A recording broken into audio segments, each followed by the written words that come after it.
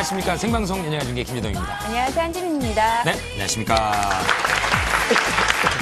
자, 동아시아 4대국 축구 경기 때문에 저희들이 약 한 1시간 20분 정도 늦게 찾아뵙습니다. 저희들도 뭐 대기실에서 열심히 응원을 했습니다만은 아쉽게도 1대1로 비겼지만 아주 그 박진감 넘치고 또 열심히 뛰어주는 선수들의 모습에서 아주 그 보람을 느꼈습니다. 앞으로 더 좋은 경기 또 보여주실 걸로 생각을 하고요.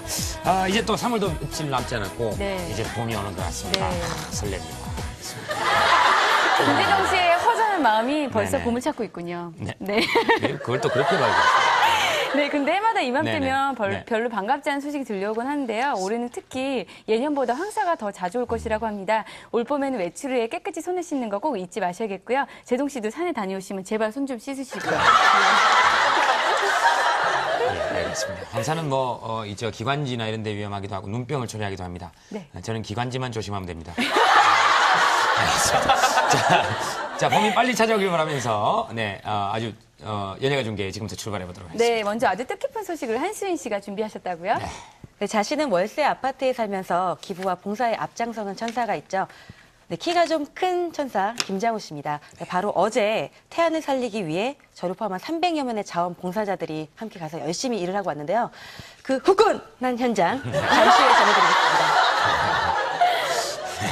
자, 첫 번째 소식입니다. 지난 한 주 연예가를 아주 놀라게 했던 소식이 있었죠. 노홍철 씨가 자신의 집 앞에서 괴한에게 습격을 당해서 부상을 당했는데요. 이번 노홍철 씨 사건을 통해서 다시 한번 부각된 연예인 신변 노출의 심각성 저희가 짚어봤습니다. 지금 보시죠. 노홍철 피습, 스타들이 위험에 노출되어 있습니다. 사생활 노출에 의해서 갑작스럽게 일어나는 위험한 상황, 그 심각성이 다시 부각되고 있습니다. 저희 연예가 중계에서 자세히 취재해봤습니다. 지난 19일 밤 저녁 8시경 노홍철 씨는 집으로 귀가하던 도중에 이 아파트 복도에서 기다리고 있던 한 남자에 의해서 무차별 습격을 당하게 됩니다.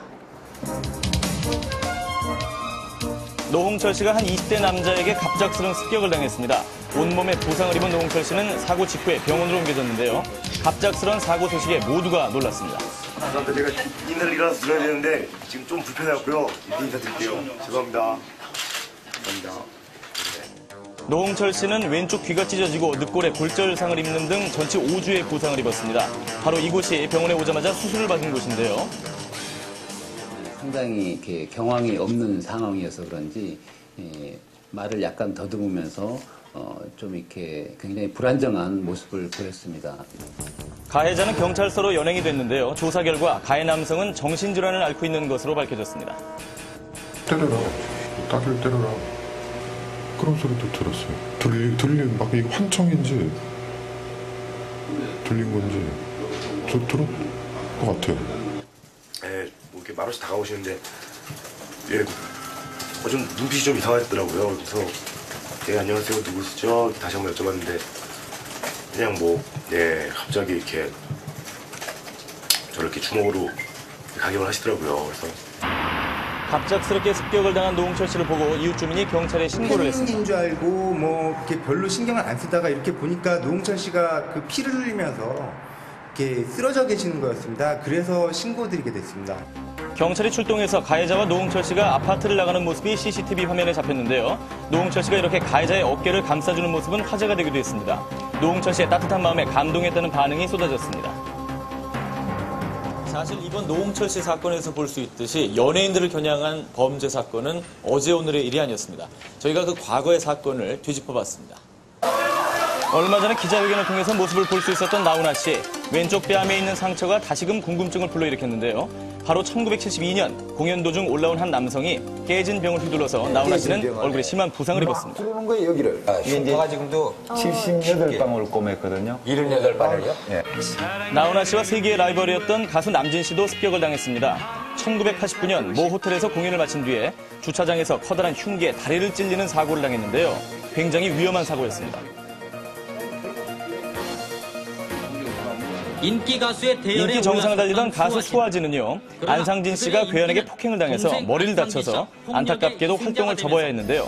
지난 2006년 다행히도 방송을 통해 건강한 모습을 다시 볼 수 있었습니다. 제가 상진입니다. 머리 다쳤던 사람요. 상진 씨 이제 건강한 거죠? 네, 건강합니다. 이제 우리 안상수보다 더 건강합니다, 제가. 네. 인기 탤런트 최진실 씨가 오늘 새벽 자신의 집 앞에서 40대 남자에게 납치될 뻔한 사건이 일어났습니다. 여자 스타들에게는 납치 사건이 있었는데요. 최진실 씨가 지난 98년 집 앞에 기다리던 괴한에게 납치를 당할 뻔했으나 매니저가 괴한과 몸싸움을 해서 최진실 씨를 지킬 수 있었습니다. 박 씨에게도 흉기를 들이댔습니다. 그러니까는 다른 생각은 전혀 안 나더라고요. 오로지 나가야 되겠다. 그리고 어떻게 해서든지 이 자리를 빠져나가야 되겠다. 그리고 도지원 씨도 98년에 스포츠센터 주차장에서 차 트렁크에 감금됐다가 거액의 현금을 준 뒤에 풀려났습니다. 도지원 씨는 두려움에 약 5개월 정도 감금 사실을 숨기기도 했는데요. 그리고 배우 이지연 씨가 지난 2006년 납치를 당했다가 극적으로 탈출한 일이 있었습니다. 이지연 씨를 납치한 차량은 기름을 넣기 위해 주유소에 들렀는데요. 이때 잠금 장치가 풀리자 이지연 씨는 몸을 던져 차에서 내리고 이렇게 주유소 사무실 안으로 들어왔습니다. 당시 CCTV 화면인데요. 손에 수갑이 채워져 있는 모습 보이시죠? 주유소 직원의 도움으로 경찰에 신고를 하고 있는 모습인데요. 다행히 위험한 상황을 벗어났습니다. 굉장히 긴급한 상황이었을 텐데요. 침착하게 신고를 하는 이지연 씨 모습 확인할 수 있습니다. 왼쪽 하단에 있죠? 결국 피의자들은 차량에 불을 지르고 도주했습니다. 그런가 하면 동방신기의 멤버 윤호는 팬이 건네준 음료수를 마신 뒤에 구토와 복통 증세를 보여서 응급실로 실려갔는데요. 그 음료수에는 본드가 들어있었습니다. 피의자는 하루 만에 자수를 해서 경찰 조사를 받았는데요. 안티팬이 저지른 정말 위험한 일이었습니다. 그리고 작년 말이었죠. 탤런트 이승신 씨는 남편 김종진 씨의 콘서트를 구경하던 도중 갑작스럽게 김종진 씨 스토커로부터 머리를 가격당해서 전치 5주의 외상을 입기도 했습니다. 이게 자기가 그냥 공연을 보고 있다가 얼토당토않게 갑자기 공격을 당하고 막 그러니까 앞으로도 또 이런 일이 발생될까봐 정신적으로도 두려워하고. 그리고 이번 사건의 노홍철 씨는 정신질환을 앓고 있는 가해자에게 처벌을 원치 않는다고 밝혔습니다. 하신 거잖아요. 그래서 뭐 거기에 대해서는 전혀 뭐 저는 그런 뭐 생각 없습니다. 결국 노홍철 씨 소속사와 가해자 부모의 합의하에 가해자는 귀가 조치가 내려졌습니다. 그런데 이번 사건으로 다시 한번 심각하게 부각된 점이 있었습니다. 노홍철 씨 집은 어떻게 아셨어요? 찾기가 쉬웠네. 스타의 집을 인터넷 검색만으로도 쉽게 찾아낼 수 있다는 것은 언제 어떻게 위험한 상황을 겪을지도 모르고 또 다른 피해자가 나올지도 모른다는 심각성을 느끼게 해줬는데요. 이번 노홍철 씨 사건에서 볼 수 있듯이 일반인들에 비해 주로 인터넷을 통해서 무분별하게 노출되어 있는 연예인들의 신상 정보 문제 다시 한번 생각해봐야 될 시점인 것 같습니다.